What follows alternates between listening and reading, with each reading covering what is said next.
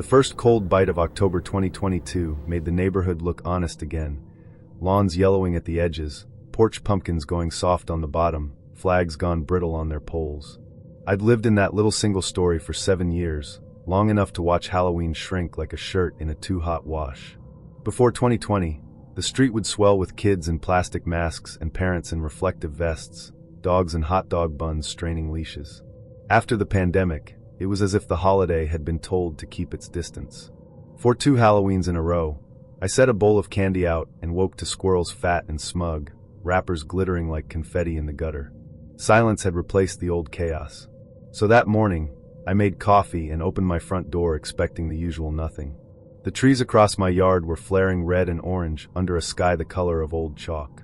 I had one step onto the porch when I saw them, 2 figures standing just beyond the line where my grass gave up to the trees, maybe 30 feet away. Kids, I thought at first because of the masks.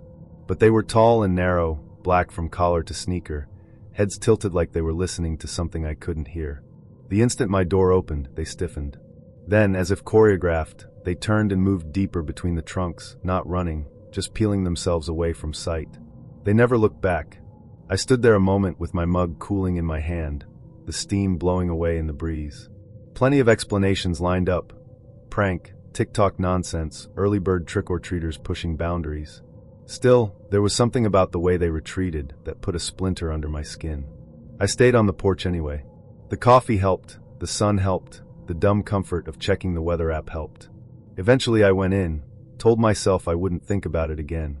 By late afternoon, I found myself doing the ritual I'd promised I wouldn't.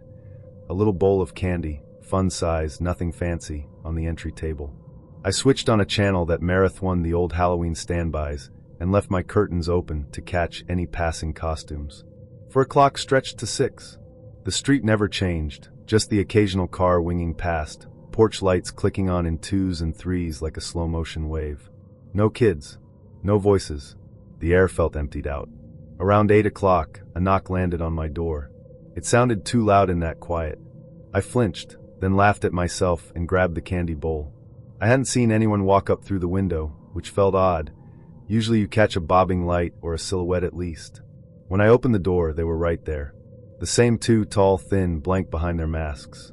Full black clothes. No bags. No pillowcases. Just empty hands at their sides and a silence that felt chosen. The porch light cut a cold glare across the eye holes of their masks, making it impossible to find any human behind them. "A trick or treat?" I said. My voice came out a step too cheerful. I held the bowl forward like a peace offering. They didn't move. They didn't even shift weight. The only sound was the television murmuring behind me, and some tired leaves making their way down the driveway. In the space of a few seconds, my smile died on my face. "Okay," I said, because what else do you do, and I closed the door. I pressed my ear to the wood and waited. Nothing. After a minute I peeked through the peephole. Empty porch, empty street. I told myself it was a dumb prank and went back to the couch, where the movie had reached the part with the false scare before the real one. The hours slid by. 11. Midnight. The kind of tired that makes your bones feel hollow.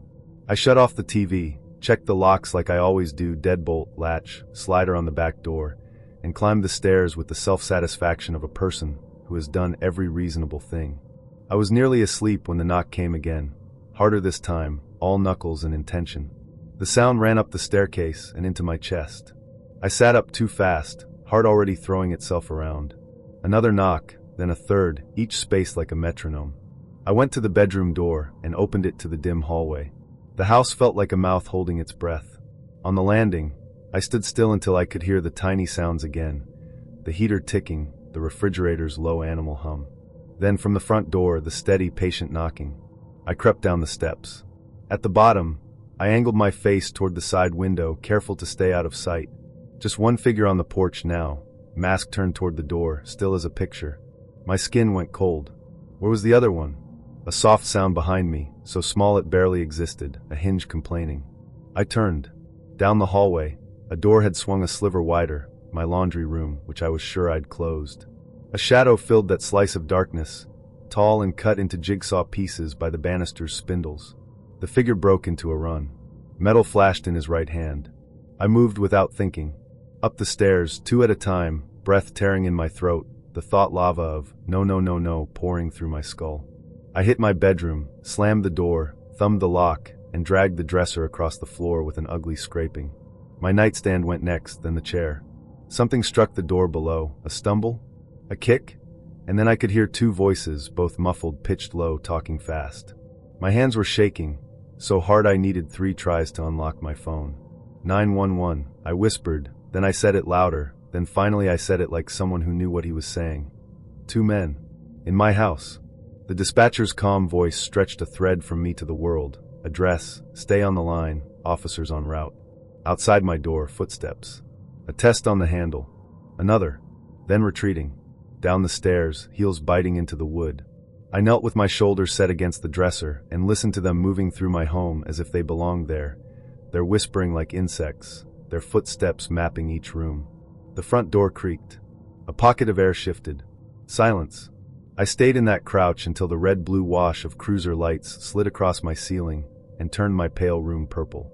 The officers were polite and methodical, the way people get when they need you to stay calm, too. They swept the rooms, checked the windows, the back slider, the garage. No sign of forced entry. No shoe prints they could trust in the brittle leaves. No candy wrappers disturbed. My laundry room door, yeah, it tended to bounce if you didn't latch it. The deadbolt was fine. The back slider lock worked when they jiggled it, though one officer frowned and said it could use a new bar. What they did have was a theory that fit a shape around what I'd felt. One at the door to anchor my attention, one already inside to come from behind. A distraction and a strike. It made a terrible sense. When they left, they asked if I had somewhere else to stay. I said I'd be fine, stupid, proud, exhausted. I didn't sleep. I sat on the floor with my back to the bedroom door and watched the sky trade black for gray. In that washed-out light, the house looked normal again. My coffee tasted like metal. I found a nick on the hallway wall where a blade had kissed paint. I found nothing else. My sister's place sits at the edge of a greenbelt, the kind of neighborhood developers sell with words like serene and natural access, which really means there's one thin fence between your back door and a mile of woods that belongs to everyone and no one. She was flying out for a Halloween weekend party, carry-on only sequin dress, no room for a 70-pound German shepherd named Milo. So I drove over on Friday morning with a laptop bag and a promise to send a few pictures. Milo is old for his size. He has white frosting around the muzzle and a way of sighing before he lies down that sounds like a person giving up on an argument. He knows all the commands, comes when you cluck your tongue, and prefers to be exactly 3 feet from whatever you're doing. Watching him is easy. That's the lie I told myself as I waved my sister off and closed the door behind her, the house pressing into that quiet it gets when it recognizes it's down to one heartbeat and a dog's. I set up in the spare bedroom upstairs because the desk faces a window, good light, view of the trail that loops through the trees. Midnight blue walls, a print of a lighthouse, a jar of pens that still had the price sticker on it, my sister's staging habits showing through. Milo dropped into his bed beside me with a dog's theatrical thud and went to sleep. Every so often he lifted his head. Not the casual, I heard the mailman sort of lift. His ears tipped forward, and he stared at the doorway as if he were waiting for a cue. 10 seconds, 20, a full minute. Then he'd lie back down without looking at me. The first time, I told him he was a good boy and scratched his neck. The third time, I got up and walked the hall, bathroom, linen closet, guest room, like I was checking on a baby who'd finally stopped crying. Nothing. The house had that clean, anonymous smell of a place that has just been vacuumed and then told to behave. Still, the feeling settled in, the small prickle that says something is off. I returned to work and let emails numb the edges. By late afternoon, the light started thinning, that autumn trick where 5 o'clock looks like 7. The air through the cracked window smelled like cold metal. Milo followed me downstairs without being asked when I took the leash off the hook. Out back, the porch light clicked on with its automatic cheer, and we walked along the fence to the trailhead, a worn cut between 2 stands of alder. Leaves drifted up to our ankles like confetti after a parade. The loop is only 20 minutes if you keep a city pace. We got about halfway when Milo stopped. No warning, no sniffing, just a halt. His nails dug into the dirt. The leash went tight. He stood with his head lowered, not growling, not whining, just staring at a point farther down the path that looked like all the other points. I followed his gaze and saw only the flat gray of trunks and the brown lace of dead bracken. "Come on," I said and tugged. He didn't blink. A stranger might have thought he'd seen a squirrel. I've watched this dog adopt babies and guard birthday cakes. I've never seen him refuse to move. The quiet pressed in, the kind that makes small sounds, the tick of a leaf, the shift of your jacket, sound huge. I gave up gracefully, pivoted us around, and we returned the way we'd come. Milo didn't look back, but his tail stayed low, and his steps stayed close enough that his shoulder brushed my knee. Back inside, I called my sister. "Has he been weird lately?" I asked, as if weird were a clinical term. She laughed and said no, he was perfect to send photos. I held the phone up and took a shot of him refusing to look at the camera, ears lifted at the hallway again. At dusk, the house feels bigger. I walked it on a sort of autopilot tour. Check the slider, check the front door, check the garage door, check the side gate through the kitchen window. In the spare bedroom, I paused at the window above the desk. Something moved along the side of the house, left to right, quick, a dark figure crossing the narrow strip between wall and fence. The movement was so fast and so close to the glass that I only got a shape, and my own reflection jerked in surprise. It could have been a trick of the eye. That's what I told myself out loud, trick of the eye. Saying something makes it truer until it doesn't. The rest of the evening was uneventful by all normal measures. Milo slept. I clicked through videos. The house creaked in those places where heat leaves and would remembers it was a tree. Around 10, I started the bedtime routine. Lights, brushed teeth, set the alarm. Milo stood when I reached for the back door and then hesitated when I opened it. A wash of dark yard, the rectangle of porch light, the black smear of trees were all that existed beyond the threshold. He stepped out, did his quick circle, lifted his muzzle toward the side yard. He froze the way he had on the trail. I leaned around the door frame to see what he saw. A man charged. There's a moment when the brain cannot decide how big to scream. It split, half of me reaching for the door and half of me snatching for Milo's leash, as if either would save us. The man's face was a geometry I didn't recognize, angles wrong with speed. And then Milo was no longer old, he was all sound. A roar I'd never heard from him, a tumble of teeth and warning. The man skidded off his line, shock breaking across him like glass. He fainted to the fence, slipped back, the plan, whatever it had been, gone. Milo lunged to the edge of the light and held himself there, barking, a barrier with fur. "Inside!" I shouted, and he obeyed at once, rubber banding back through the door. I slammed and locked it, then realized the lock's click was more performance than function. The lever moved, the door still drifted if you pulled. A cavity opened in my chest. I dragged the kitchen table over on instinct, chair legs scraping, Milo planting himself between me and the glass with that guttural, "I dare you" sound still grinding out of him. I called 911 with hands that wanted to be doing 6 other things. The dispatcher kept me at the window but back from it, voice steady, the metronome you hang a panic on. By the time the cruisers rolled in, red and blue strobing the trees into a bad slideshow, the yard was empty. The police did what they do when there's nothing to put cuffs on. Swept the perimeter, walked the trail with torches, wrote the report. The only tangible thing we found was the lock itself, faulty cosmetic security. My sister swore later it had worked the last time she used it. Houses age like people, sometimes they hide it. While the officers were still there, I kept catching small, dumb details that felt like clues and probably weren't. A throw blanket on the couch folded differently than I remembered, a faint smell of damp earth under the clean, the slightest weight change in a closet door as if something had been moved and put back. None of it would stand up in court. All of it made me feel like I'd been living beside a second house, paper-thin away, where another person had spent the day. I left. Not in a dramatic evacuation, not with sirens, but with a bag thrown together wrong and Milo leaping into the back seat with a grunt. We checked into a discount hotel off the highway. Milo slept like he had done the largest job of his life. I lay awake and watched the cut of parking lot light glue itself to the ceiling and thought about how the man had run. Not reckless, not drunk. The focused sprint of someone who knows what a person does with a back door that doesn't lock.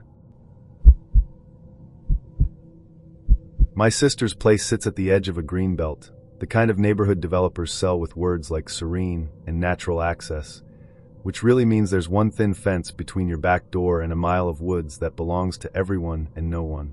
She was flying out for a Halloween weekend party. Carry-on only sequin dress, no room for a 70-pound German shepherd named Milo. So I drove over on Friday morning with a laptop bag and a promise to send a few pictures. Milo is old for his size. He has white frosting around the muzzle, and a way of sighing before he lies down that sounds like a person giving up on an argument. He knows all the commands, comes when you cluck your tongue, and prefers to be exactly 3 feet from whatever you're doing. Watching him is easy. That's the lie I told myself as I waved my sister off and closed the door behind her, the house pressing into that quiet it gets when it recognizes it's down to 1 heartbeat and a dog's.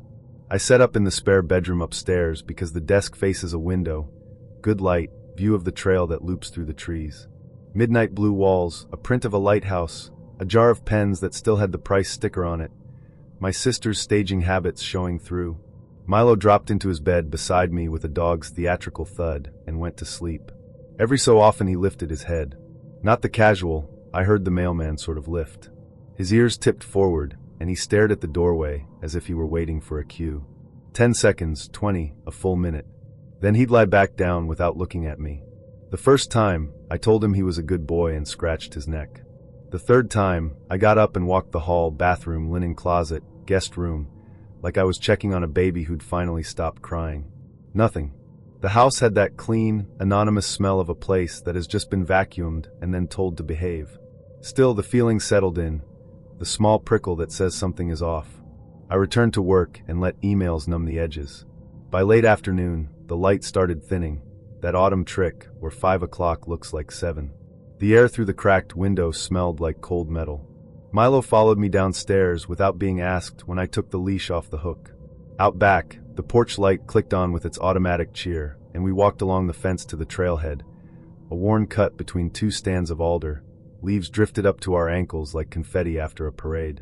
The loop is only 20 minutes if you keep a city pace. We got about halfway when Milo stopped. No warning, no sniffing, just a halt. His nails dug into the dirt. The leash went tight. He stood with his head lowered, not growling, not whining, just staring at a point farther down the path that looked like all the other points. I followed his gaze and saw only the flat gray of trunks and the brown lace of dead bracken. "Come on," I said and tugged. He didn't blink. A stranger might have thought he'd seen a squirrel. I've watched this dog adopt babies and guard birthday cakes. I've never seen him refuse to move. The quiet pressed in, the kind that makes small sounds, the tick of a leaf, the shift of your jacket, sound huge. I gave up gracefully, pivoted us around, and we returned the way we'd come. Milo didn't look back, but his tail stayed low, and his steps stayed close enough that his shoulder brushed my knee. Back inside, I called my sister. "Has he been weird lately?" I asked, as if weird were a clinical term. She laughed and said no, he was perfect to send photos. I held the phone up and took a shot of him refusing to look at the camera, ears lifted at the hallway again. At dusk, the house feels bigger. I walked it on a sort of autopilot tour. Check the slider, check the front door, check the garage door, check the side gate through the kitchen window. In the spare bedroom, I paused at the window above the desk. Something moved along the side of the house, left to right, quick, a dark figure crossing the narrow strip between wall and fence. The movement was so fast and so close to the glass that I only got a shape, and my own reflection jerked in surprise. It could have been a trick of the eye. That's what I told myself out loud. Trick of the eye. Saying something makes it truer until it doesn't. The rest of the evening was uneventful by all normal measures. Milo slept. I clicked through videos. The house creaked in those places where heat leaves, and Wood remembers it was a tree. Around 10, I started the bedtime routine. Lights, brushed teeth, set the alarm. Milo stood when I reached for the back door, and then hesitated when I opened it. A wash of dark yard, the rectangle of porch light, the black smear of trees were all that existed beyond the threshold. He stepped out, did his quick circle, lifted his muzzle toward the side yard. He froze the way he had on the trail. I leaned around the door frame to see what he saw. A man charged. There's a moment when the brain cannot decide how big to scream. It split, half of me reaching for the door and half of me snatching for Milo's leash, as if either would save us. The man's face was a geometry I didn't recognize, angles wrong with speed. And then Milo was no longer old, he was all sound. A roar I'd never heard from him, a tumble of teeth and warning. The man skidded off his line, shock breaking across him like glass. He feinted to the fence, slipped back, the plan, whatever it had been, gone. Milo lunged to the edge of the light and held himself there, barking, a barrier with fur. "Inside!" I shouted, and he obeyed at once, rubber banding back through the door. I slammed and locked it, then realized the lock's click was more performance than function. The lever moved, The door still drifted if you pulled. A cavity opened in my chest. I dragged the kitchen table over on instinct, chair legs scraping, Milo planting himself between me and the glass with that guttural, "I dare you" sound still grinding out of him. I called 911 with hands that wanted to be doing 6 other things. The dispatcher kept me at the window but back from it, voice steady, the metronome you hang a panic on. By the time the cruisers rolled in, red and blue strobing the trees into a bad slideshow, the yard was empty. The police did what they do when there's nothing to put cuffs on. Swept the perimeter, walked the trail with torches, wrote the report. The only tangible thing we found was the lock itself, faulty cosmetic security. My sister swore later it had worked the last time she used it. Houses age like people, sometimes they hide it. While the officers were still there, I kept catching small, dumb details that felt like clues and probably weren't. A throw blanket on the couch folded differently than I remembered, a faint smell of damp earth under the clean, the slightest weight change in a closet door as if something had been moved and put back. None of it would stand up in court. All of it made me feel like I'd been living beside a second house, paper-thin away, where another person had spent the day. If you've never lived in a half-basement, you don't know the feeling of ground-level eyes. You tell yourself no one's there, that it's just your reflection in the glass. But you still hold your breath when you pass the window, just in case the reflection blinks first. We were in a little mountain town that winter, in a one-bedroom with windows that started at the carpet and ended at the dirt line outside.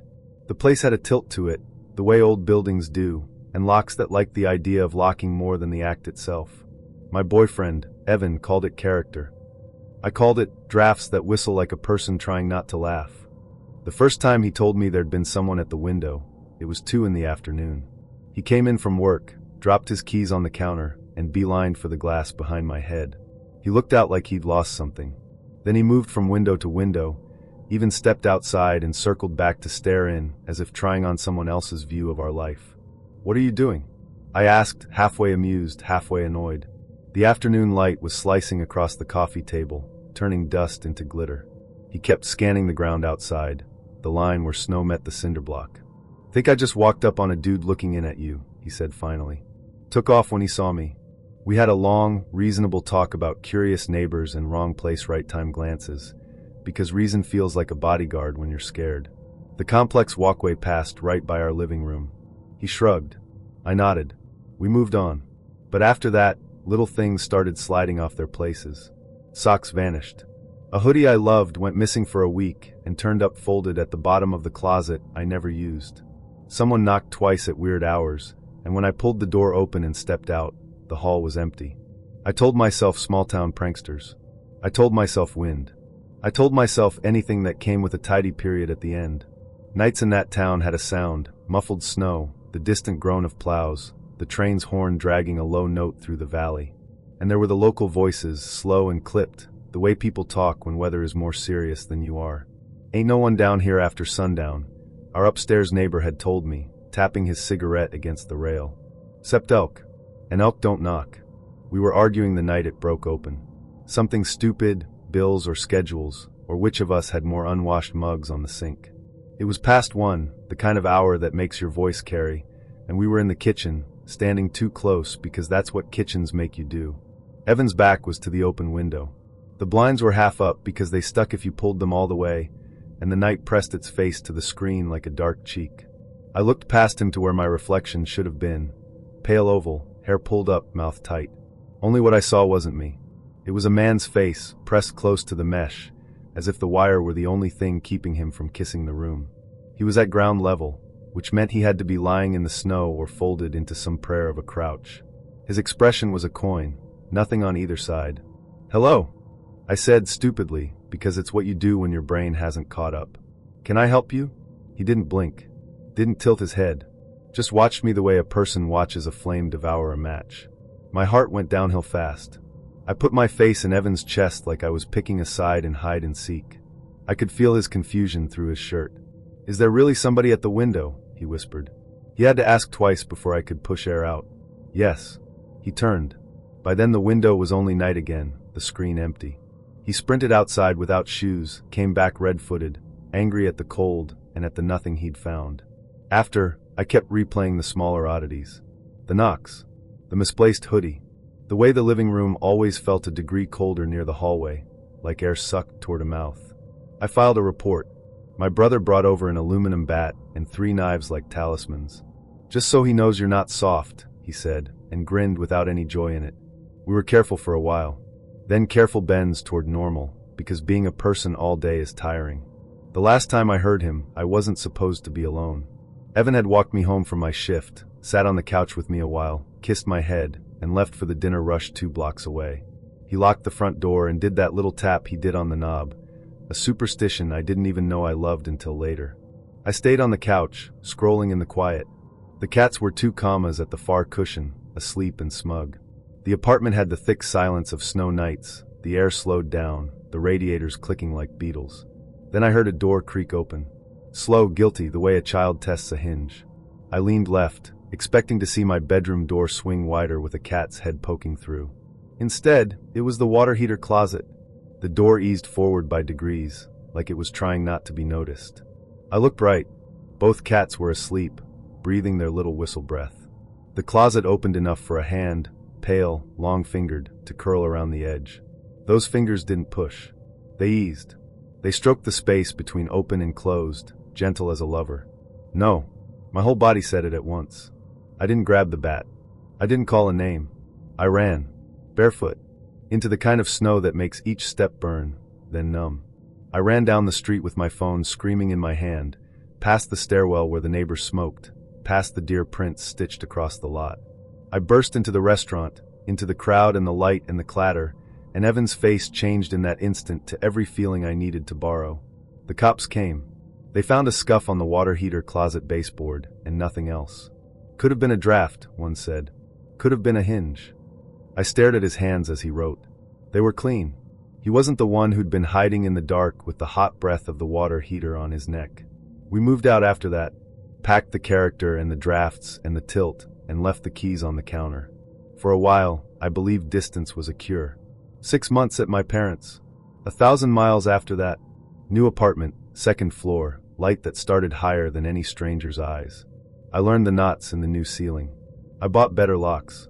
I started sleeping again like sleep was something I'd earned. Out here the night feels wider than it should, like the desert pulls your secrets out of you and sets them under a big fluorescent sky. You think you're slick, windows down, fries in the bag, music low, until the red and blues paint the inside of your car, and you realize the desert doesn't keep secrets. It just echoes them. It was a Saturday in Tempe, middle of July, still 95 after midnight. Me and Danny had been party hopping, not sloppy, just buzzed enough to giggle at everything and forget curfew was even a thing. We rolled up to Wendy's at like 1:45 a.m., because nuggets are religion when you're 16 and the night's gone sideways.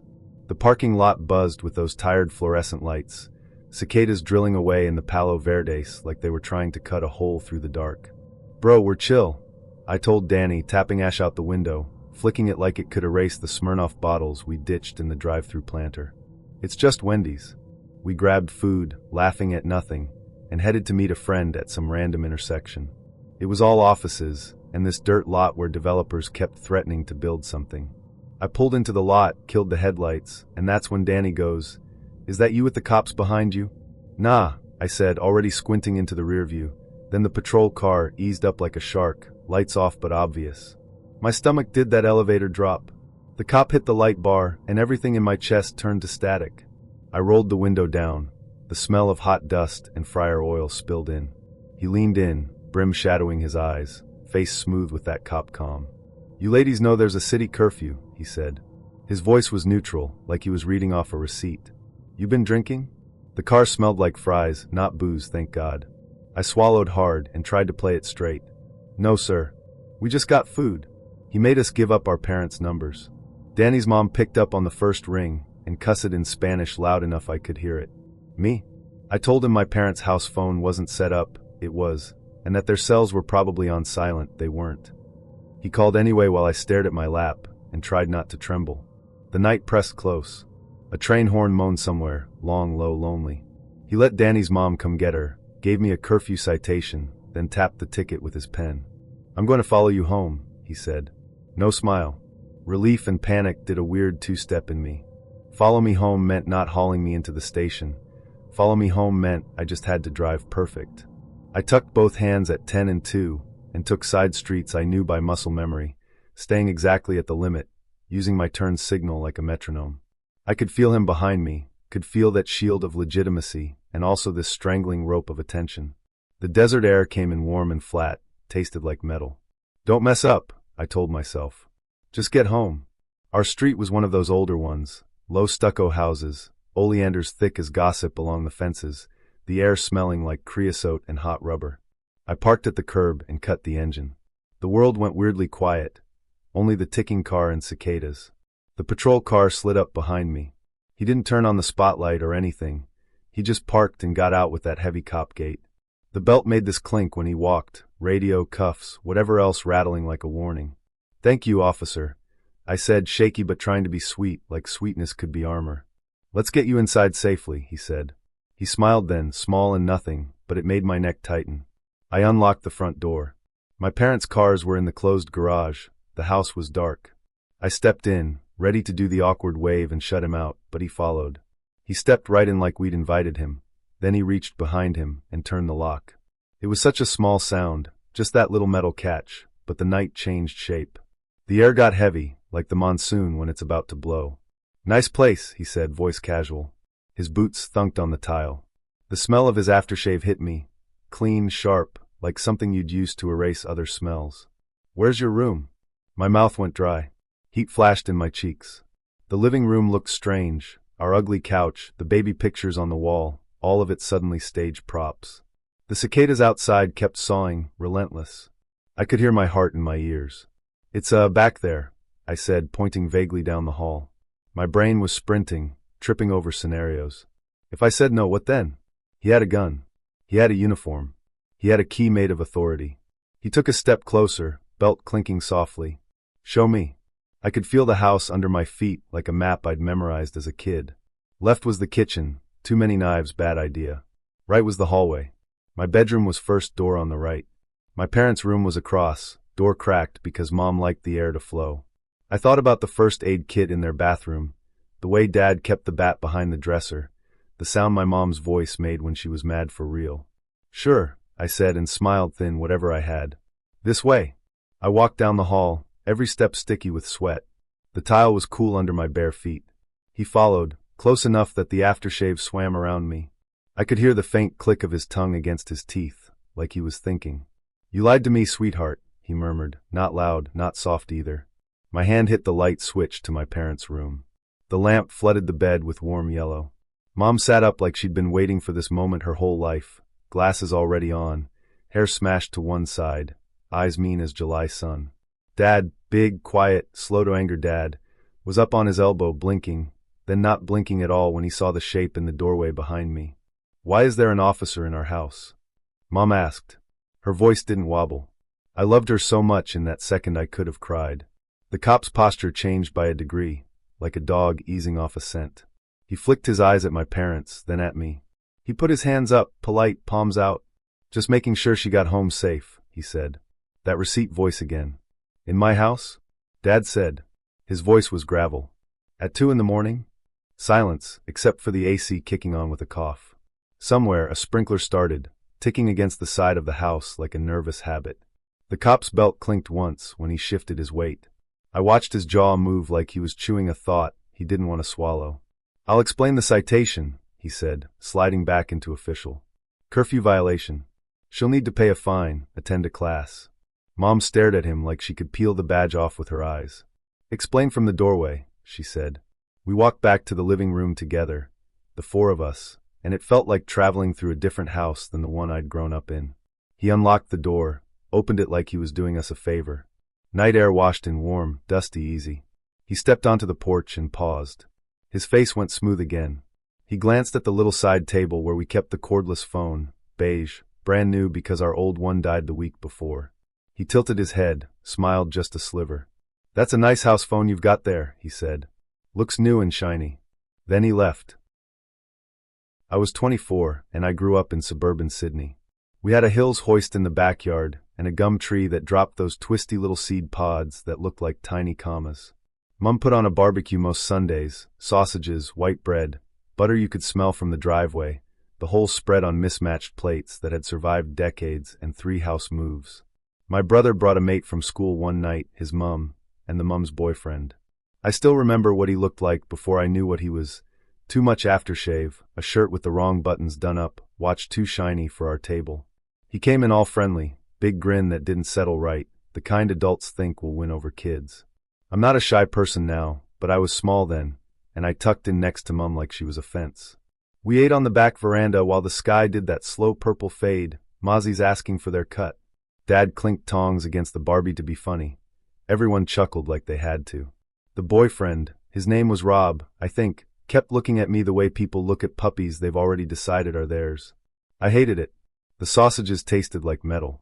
"Want to play airplane?" he said halfway through dinner. He was already on the pavers, on his back, legs in the air like a beetle. "Come on, it'll be fun." The mum, my brother's mate's mum, laughed a too bright laugh. "She's shy," she said, like it was an apology. My brother rolled his eyes. Mum gave me that go on, be polite look, one hand on my shoulder, thumb rubbing circles. I was 6. No wasn't a word I knew how to use properly yet. He held his feet up like a launch pad. I can still feel the cold prickle that ran up my arms. My whole body said don't. I shook my head. "Mom, I don't like him," I whispered, and I was embarrassed as soon as I said it, cheeks hot. It came out thin and silly, like I was being rude on purpose. "Oh, sweetie," Mum said, automatic. "He's just being playful." She smiled at him, then at me. "It's okay. You can say no if you want." I said no, I said louder. He saw it as a game. "Scared I'll drop you?" he said. He grabbed my wrists lightly, the way adults do when they want to make you laugh, and tugged. Not hard, just enough to make everyone look. Dad chuckled, already mid-apology to the guy for my shyness, and it made me want to hide. "Mate, leave her be," Dad said, a beat late, a bite of sausage still on his tongue. Rob let go and made a show of disappointment, hands up like all good, all good. Then he lobbed me a wink. Not a nice one. The sort that thinks you're in on something you never agreed to. "Pass the salt?" he asked a little later, and I had to reach past his forearm. There was black hair there, flattened like it had been wetted and combed in lines. The smell of his aftershave was too sweet, like lollies left on a dashboard. He laughed at Dad's story about a co-worker, louder than anyone else, and his watch flashed with the porch light. Normal, normal, normal. The sick feeling stayed. After they left, I tried again. "Mum, I don't like him." My voice tripped over itself. "Please don't make him come back." Mum sighed in that tired, grown-up way. She kissed my hair. "He's our guest, love. You did fine." "It's nothing," Dad said from the sink, plates clinking. "Bloke's a show-off, that's all." I went to bed angry at myself for not having better words. I didn't want to be a rude kid.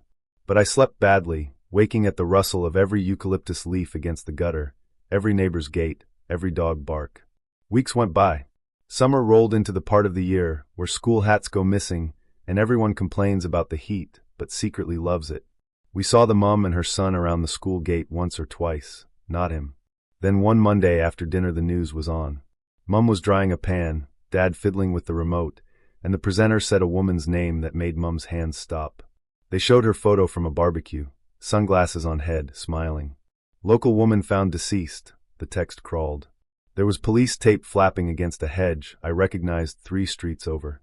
The boyfriend had been taken into custody. Dad turned the sound up without being asked. The room went a bit flat, like the air had been sucked out. Mum sat down on the edge of the couch with the tea towel in her lap. My brother and I looked at each other like kids do when the floor shifts, and no one explains the rules. I didn't say, "I told you so." I didn't say anything. My mouth filled with that same tin taste from the night of the barbecue. Mum reached for my hand and squeezed, hard enough to say I'm listening now, not hard enough to make up for it. People came by with flowers, because that's what people do. The street smelled like lilies and hot bitumen. The cops parked 2 cars under our jacaranda for a week, and then stopped. The son moved schools. I never saw him again. I thought a lot about his lunchbox. It's weird what your brain grabs. I pictured it sitting lonely on their bench, the little note his mum might have left on a post-it. "Have a good day, sweetheart." I wondered if anyone took it out of the house when they packed her things. We were a long way from home, me and Isla. California they call it. Sun in the postcards, aye, but we'd gone and pitched our wee tent beneath redwoods tall enough to make a Kirk Tower look sheepish. The place had that ancient hush I ken from the Highlands, the kind that makes you whisper even when there's nobody to offend, the kind that swallows sound whole. Fog hung low, no a har like back hame, but thick enough to beat on your lashes, slick your lips, and turn every ragged breath to a wee cloud.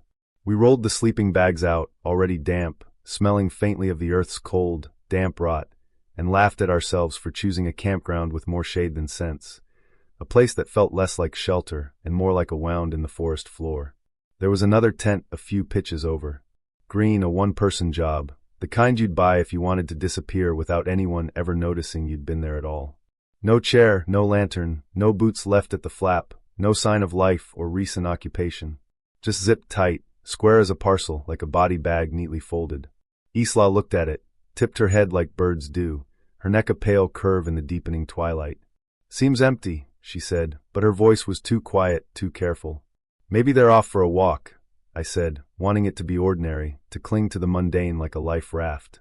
We made tea on the wee stove, the hiss of the gas burner a tiny, defiant noise against the encroaching silence, and tried to talk like folk who weren't a day's travel out of our depth, 1,000 miles from the comfort of stone walls and peat fires.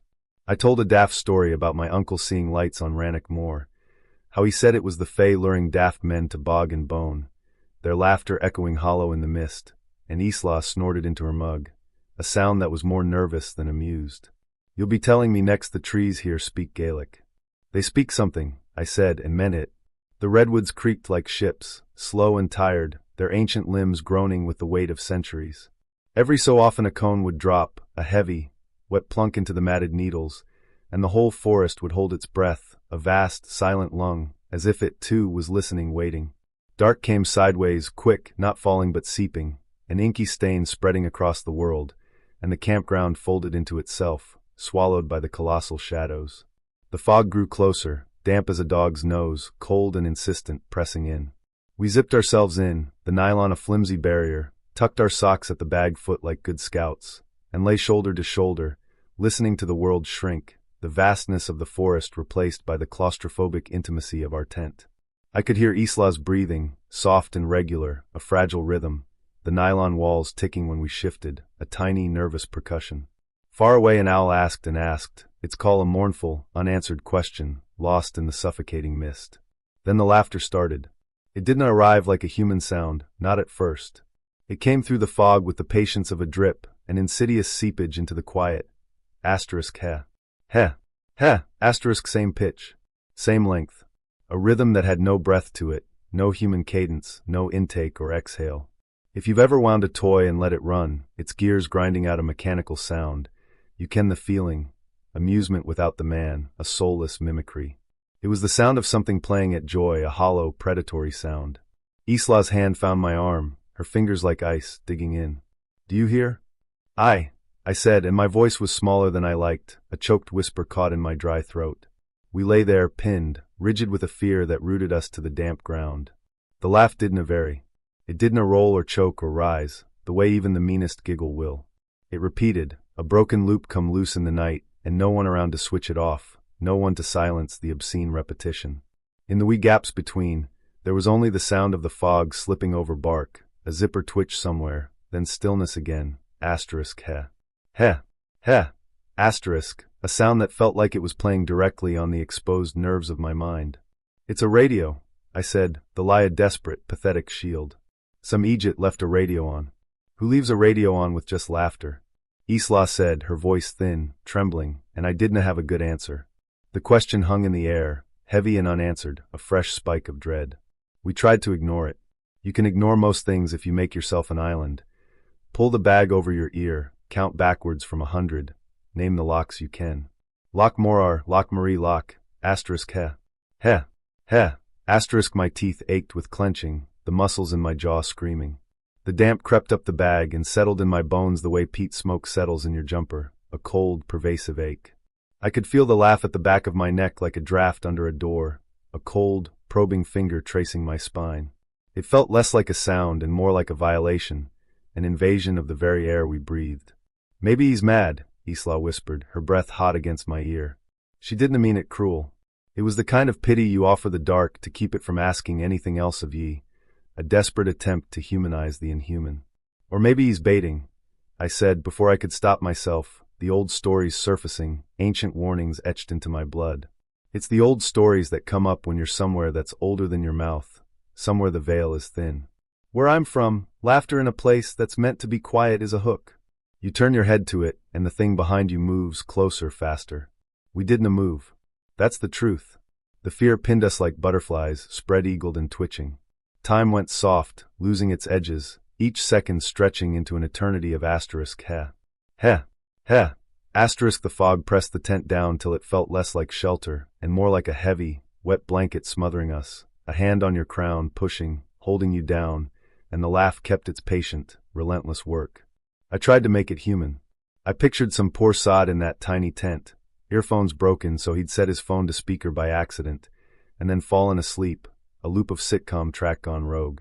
It might have been mercy to unzip and go say, "Mate, your joke machine's on," but the thought of stepping into that milk-thick dark and walking to that wee green wedge with the sound inside it, asterisk heh. Heh. Heh. Asterisk, made my guts draw tight like wet rope, a nauseating coil of dread. My own skin felt too thin, too porous, as if the sound could seep right through and into my very core. At one point there was a scrape, a soft, wet drag like someone shifting on fabric or something being pulled across it, and the laughter hiccuped, not stopping, not changing, just noticing us. That's how it felt, and I can it makes no sense, but it felt like a pause, a brief, knowing intake of breath before the next, identical heh. Isla squeezed my wrist at the exact same heartbeat. She'd felt it too, felt the shift in the air. I could see the tent flap in my mind, two triangles kissing at the zip, and beyond them, nothing, or a face turned our way, a blank, unblinking stare, or a device with a wee red light, steady as a pulse, watching us. Should we go to the car?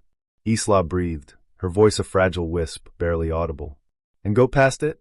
I asked, the words catching in my throat. It sat between us and the trail, a silent, green sentinel. Our torch would have made a tunnel, a beacon in the suffocating black, and the sound would have filled it, enveloping us.